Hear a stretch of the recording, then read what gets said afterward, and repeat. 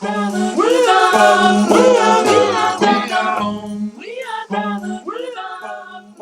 right. Raise your hand if you have ever heard of hyphy. Okay, love it. Okay, good. This, I have to say, was like the first time I've ever been in a space where people didn't get out of their seats and start dancing. But did anybody feel anything when the music was playing? And if so, do you feel comfortable sharing what you felt? All right. Try to keep that on my mind at all times. Okay. Well, thank you very much. Again, I grew up in the Bay Area during my adolescent years, and I decided to write on the hyphy movement in graduate school for a couple of reasons. One largely is when I began to study hip hop and when I would read the scholarship that had developed on hip hop, I noticed that the East Coast was privileged, and if the West Coast was mentioned, Los Angeles was the foci. And the Bay Area is very much a part of who I am and my roots. And so aesthetics from this whole entire region have been appropriated and adopted in other cultures and regions, were already in a space where they had the media leverage, and they became popular for certain things that I argue originated in the Bay Area. I'm not going to spend a lot of time focusing on those aesthetics. Today I'm going to talk to you actually about what the hyphy movement is, or what hyphy is, how it connects to hip hop, how it connects to hip hop history. I'm going to talk really quickly about historical social movements and the musical forms that came alongside of them. I'm going to talk about Bay Area political and cultural history and how hyphy then moves from just like this sound to an actual movement, which I argued is a alternative social movement protesting marginalization. And so the pedagogical approach that I took when studying the hyphy movement was an interdisciplinary format, the cultural studies theoretical approach. The reason why I chose this particular approach is because A, it focuses on culture, and in particular youth culture.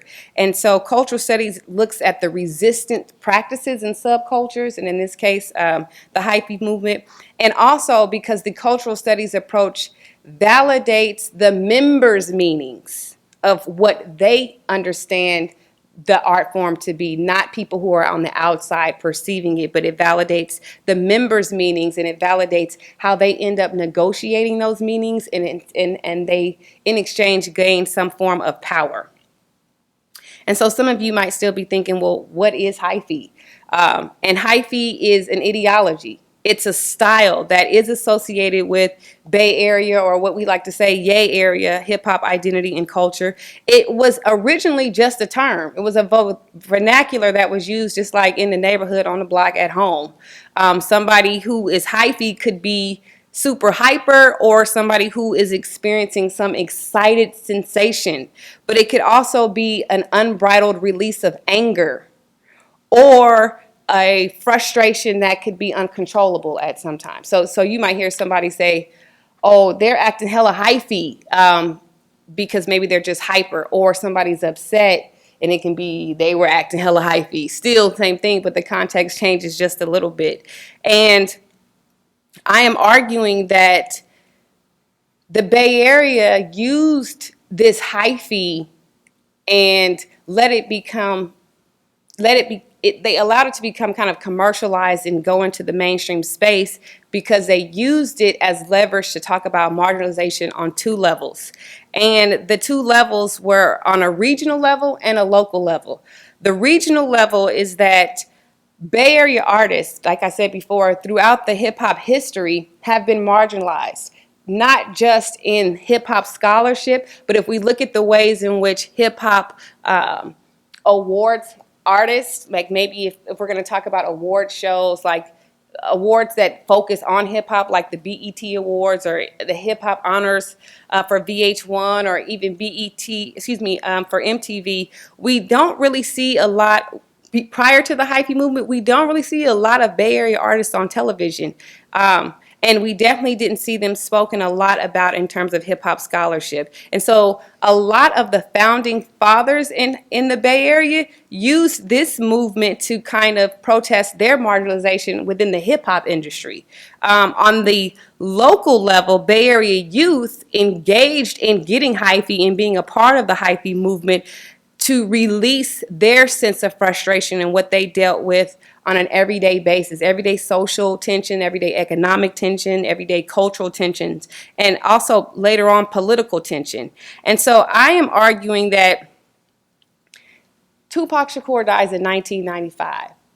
People paid attention to the Bay Area, again, primarily LA when we talk about Tupac. But after Tupac died, again, there's this big hole where the Bay Area is kind of left out. And there's so many things that are important about hip hop that are connected to the Bay Area, and resistance being one of them.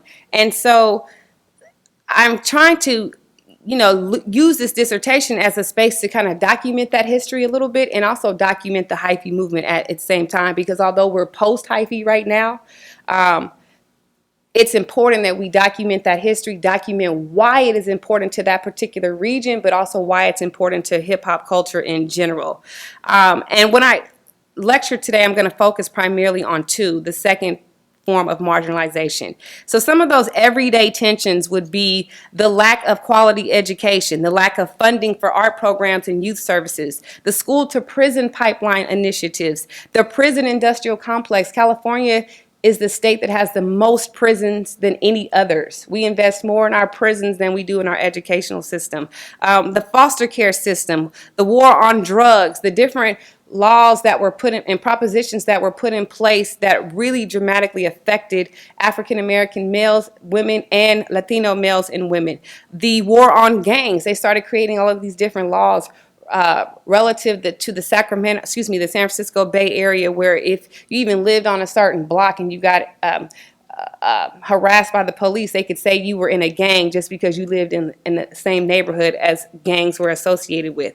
The war on terrorism, the three strikes law, high rates of unemployment, teen pregnancy, police terrorism, gun violence, prostitution, pimping and pandering, and gentrification. Now, I'm not saying that these are social tensions that are only felt in the Bay Area, but what I am saying is that these are the social tensions that young people, as well as adults, are experiencing every single day, and hyphy provided them with a space to release those tensions. And so what I want to do, before I start talking to you about how hyphy actually becomes a movement, I want to briefly historicize social movements. Social movements are historically and culturally known for the blueprint of what we call DAO, or direct action organizing. Other movements kind of foster themselves after direct action organizing. Movements are historically known for conveying a message of resistance to injustice and the empowerment of people or marginalized groups, and they tend to advocate for full autonomy over one's own human identity in general. So again, to briefly historicize Black music in America and their functions within social movements, I'll just pull out a couple for the sake of time. Folk or work songs were very important in the early 18th century during chattel slavery. Somebody mentioned this before. I think it was Dr. Erica who talked about the importance of music and how music was always playing. Even when we were working in the fields, music was always playing, and it's something that we kind of did freely, creatively. Spirituals during chattel slavery, ragtime during the late 1800s and the 1920s in the Great Migration, jazz during the Great Depression, and then later is added to the Harlem Renaissance, because I believe one of the students here mentioned how jazz was not a part. It wasn't documented to be a part of the Harlem Renaissance. The Harlem Renaissance was seen as a sophisticated literary movement where jazz was music that was attested to be played in a brothel simply because poor Black folk from New Orleans created it. And so historically, we start to see this pattern of Black popular musics that were created that don't receive their glory until they transfer or move from private spaces into public space, and they're commercialized and adopted and sometimes appropriated by white audiences. what is interesting about social movements is how historically we take songs from the past and we change the words. We modify the words during other movements that directly connect back to past movements. One example of that could be how during the 1970s, Fred Hampton is in jail for allegedly stealing ice creams off of an ice cream truck. A few of his friends are in the courtroom while he's on trial, and they're linked together singing Free Fred Hampton in the same rhythm as Wade in the Water. As you know, Wade in the Water is a very old spiritual that was a direct message to the people saying, when you're running away, hide in the water because the dog will lose your scent if you hide in the water. And so again, when we start thinking about the different messages that people took from these different songs, they start to empower them in different ways. And so you start to see kind of like that history throughout. We have Sam Cooke using his music for the very first time as a form of protest with the change is going to come. We see again with the 1960s, rock, civil rights movement, Black Panther Party being created, disco, etc., etc. Again, I'm kind of focusing on the late 1990s and on when we start really looking at the hip-hop movement.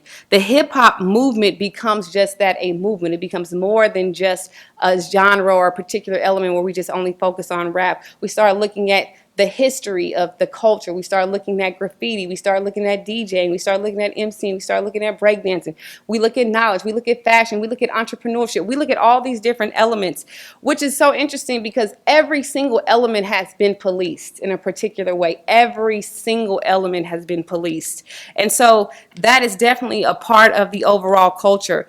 And when scholars really started to study hip hop, they had to argue that it was a social movement. They had to argue that it was more than just a cultural movement, that there was actually a political rhetoric that goes right along with hip hop. And so they took the broad definition that sociologists created for social movements and said that hip hop enabled its participants to imagine themselves as part of a larger community. Thus, it produced a sense of collective action, a sense of collective action organizing, because if you're growing up in a space where people tell you where you live is not important, you're poor, so you're not important, you're race, so you're not important, then you receive that message that somehow you're not important. And I tend to really focus on the urban space when I look at hip hop, and specifically when I look at the hyphy movement, because it is in that particular space where we really see a lot of disrespect for the overall culture of hip hop. It's the urban youth who've actually been at the center of a lot of past historical movements, definitely at the center of the hip hop movement, and definitely at the center of the hyphy movement. And in history, when we start thinking about the Bay Area is known for being a place of rebellion. The Black Panther Party comes out of the Bay Area.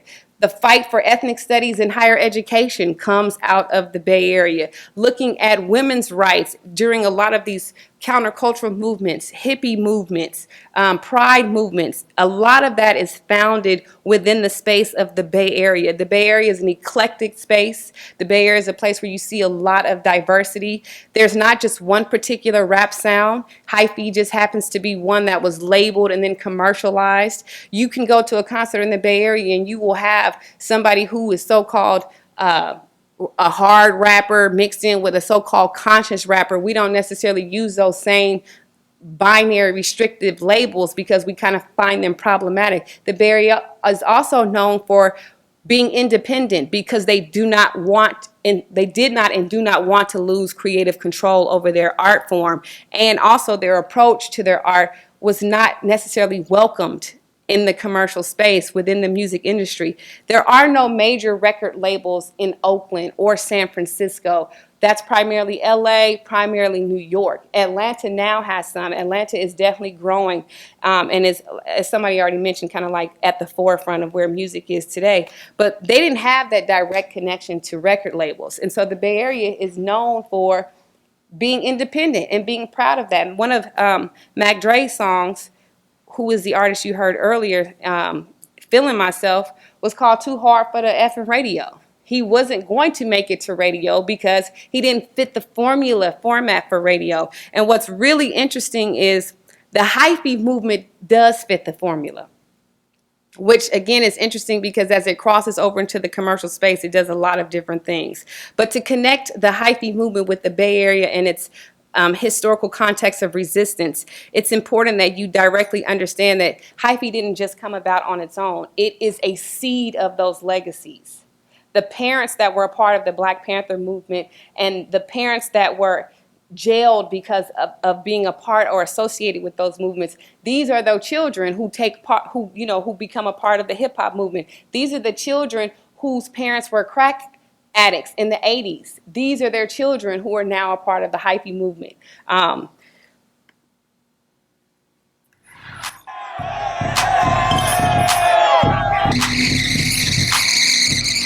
What we got going on right now is this hype movement out here, in the Bay Area, California, you know what I'm saying? We continue to trendset. This is a movement that's brought on by our youngsters out here. They want to call it like their stress reliever, let themselves go type of attitude, you know what I'm saying? With so many problems in the world, you know what I'm saying? Kind of like need a place to, let yourself go. So they do it by getting hyphy. And so it's important that I pay tribute to Mac Dre. That's weird. Again. Boing. Why, that's weird. Boing. Hello, everybody. Hi. I'd like to introduce you to the Thizzle Dance. Thizzle Dance? Thizzle Dance, I said. Can I do the Thizzle Dance? And so I briefly want to introduce you to a few of the local artists who began to become famous and cross over into the commercial platforms. Andre Hicks being one of them.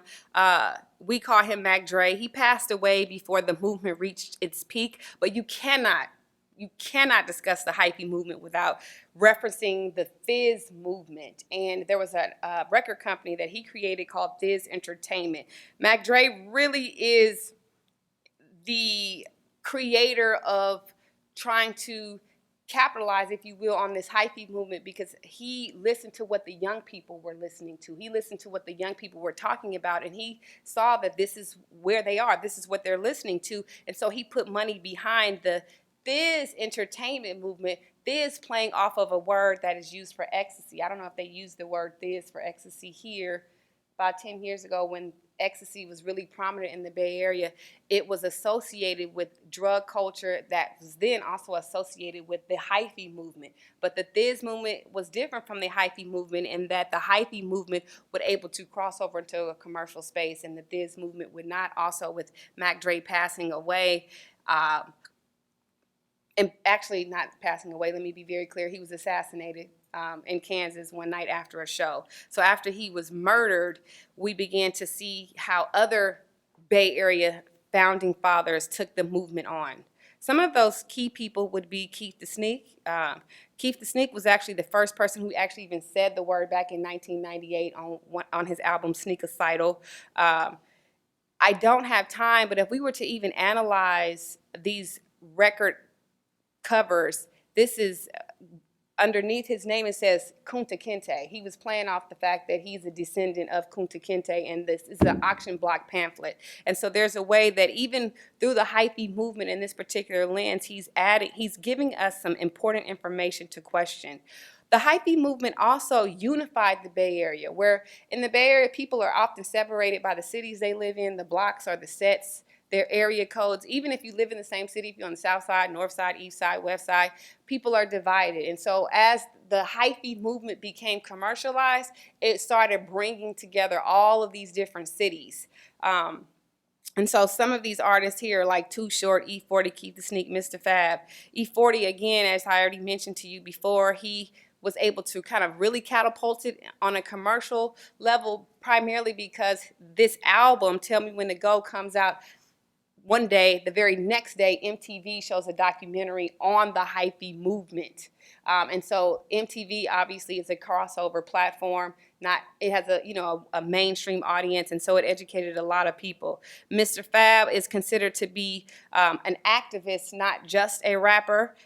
He is known for talking about different issues that are important to the community. Some of the other artists were The Pack, Some of the other artists were Turf Talk, but all of these, rest in peace to the Jacket, all these different artists had been around, but it wasn't until the hyphy movement that they really started to get shine. Some of the traditional aesthetics associated with the hyphy movement are sideshows, car culture, ghost riding the whip, muscle cars, slanguage, you dig, Gouda. Again, language that you probably hear all the time, but popping your collar, all of these things have rooted elements in the Bay Area. Turf dancing, definitely did not create dreads, but the hyphy movement helped popularize dreads or popularize locks. The whole white t-shirt, blue jeans, and tennis shoes, that's again something that wasn't just in the Bay Area, but the hyphy movement, you know, kind of showcased how if you didn't have money, put on a fresh white tee and a pair of blue jeans and Nike tennis shoes, you were clean for the day. That was a low-cost way of having a cool outfit for the day. The drug culture, again, was also a part of that. Purple grapes, that's connected to weed, popping ecstasy pills. Again, you can see Ghost ride the whip. some of Ghost those ride the whip. aesthetics. Ghost ride the whip. Now scrape, scrape, scrape, scrape, scrape, scrape, scrape, scrape. Put your stunner shades on. Put your stunner shades on. Put your stunner shades on.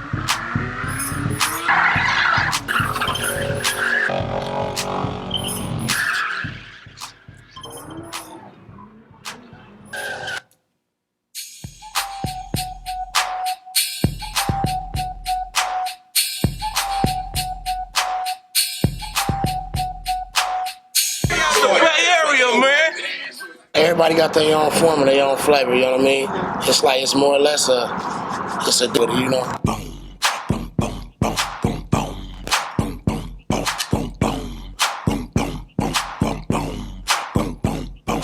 Hyphy originated here in the town, man.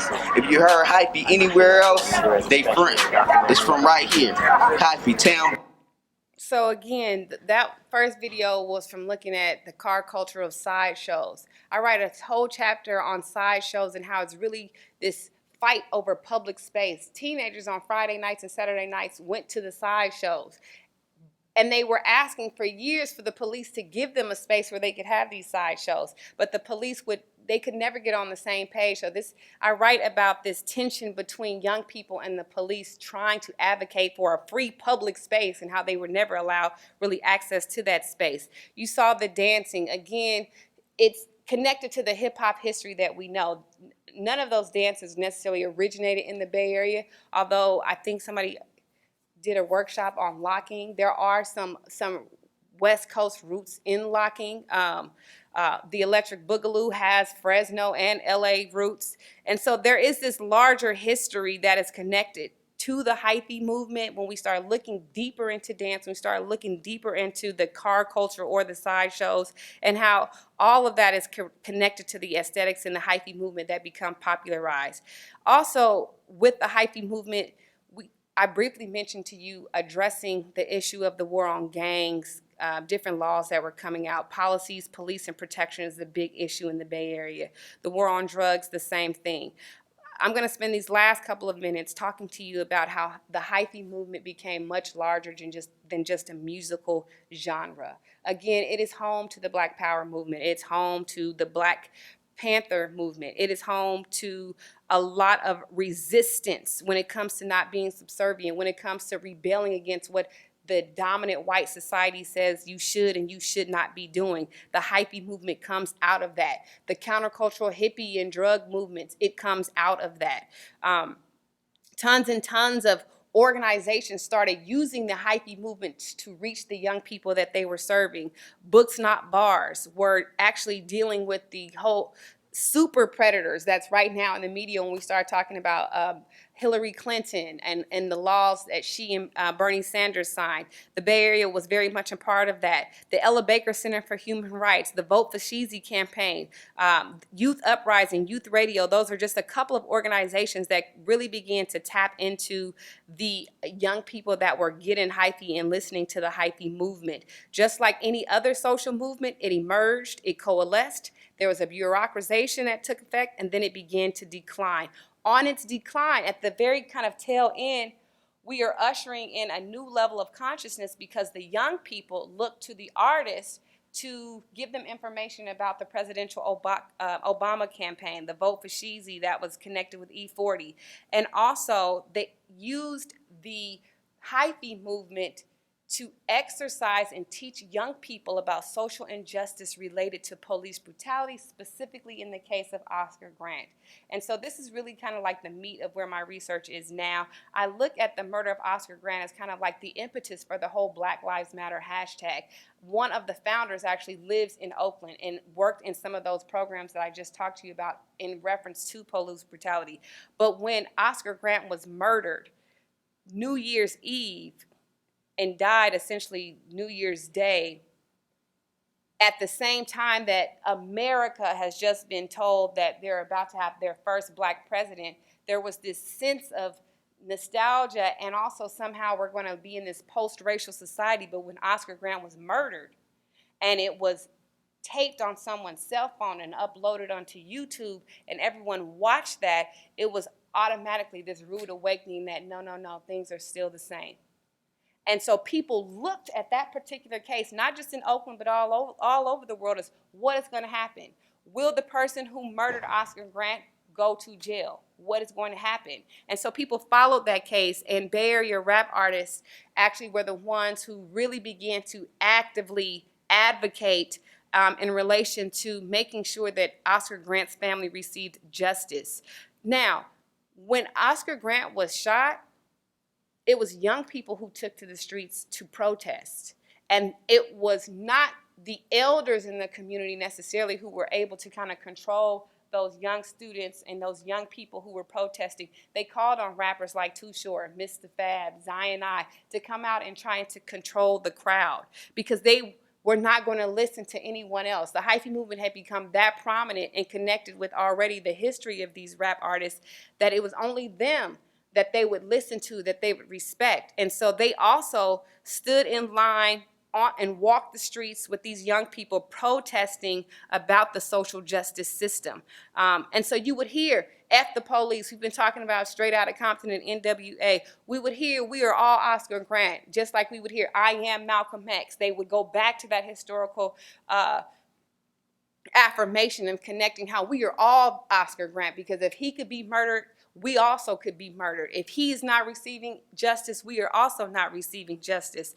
And so because of the sake of time, I'm not going to show you a video clip, but there's tons and tons of footage of different artists who are coming out talking about the Hyphy movement in relation to what happened to Oscar Grant. They created music behind that. One song would be My Life, where you have, again, two different types of artists coming together to celebrate and talk about the connection between the Black Panthers, the Black Power, and the Hyphy movement. One of the artists, who was just like a local artist, created an entire album called The Grant Station because Oscar Grant was murdered at the Fruitvale BART station, and people protested because they wanted to change that BART station to Grant Station. They haven't changed it formally, but if you live in the community, they call it the Grant Station. As a result of those protests, the BART did create a new bill. So now they can't just shoot someone if they think that that's what they should do, or even tase someone, because in this case, the BART officer said he accidentally shot him. He attempted to tase Oscar Grant while he was in handcuffs, face down on the ground. And so there was some work that came out of that. And I just want to end with the Hyphy music culture was responsive to the social tensions on a local level, and it was also responsive to the marginalization of artists on a larger level. And although it was kind of short-lived, the aesthetics that were prominent during the Hyphy movement have a long history in Bay Area hip-hop in general. And it's still directly connecting to the young people who became social activists in relation to the Black Lives Matter movements that are going on today. Thank you for your time. We are brothers. So rushed. So we're going to take about 5 minutes if you'd like to ask some questions. We do need to keep it short because of the time constraints. But if we do want to ask some questions, now would be the time. Yes, please. No, Crumpin is like LA, right? So Crumpin is related to LA, but the hyphy movement would be like LA's Crumpin. It would be like Atlanta's crunking. So it's kind of like the same thing, but this is what they got hype off of. Yes. And excuse me for talking so fast. Yes, sir. I should have asked the question yesterday, but I'll ask it today. Why isn't Too Short included in like gangster rap?